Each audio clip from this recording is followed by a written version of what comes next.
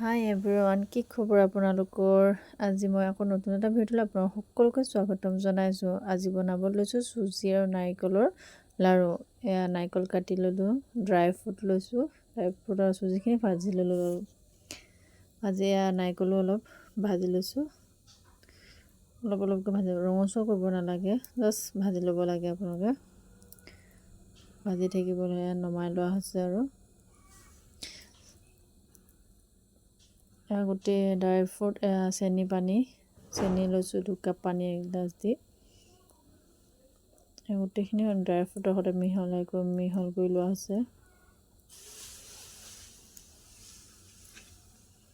মিহলাই থাকিব, ভালদৰে মিহলাই থাকিব। ঘি 2 চামুচ দি দিয়া হৈছে, আকৌ ভালকৈ মিহলি কৰি দিব। যিখিনি চুগাৰ চিৰাপ বনাই লৈছিলোঁ সেয়া সৈতে মুঠি অলপ বেছি পনীয়া হৈ যাব যে লাহে লাহে মুঠি থাকিব মুঠি চাব।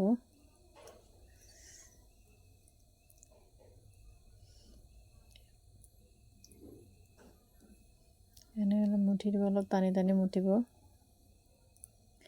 যদি ভিডিঅ'টো ভাল পায় like comment share and subscribe কৰি দিব। দেখিছে ন লাডু কি ধুনীয়া হৈছে।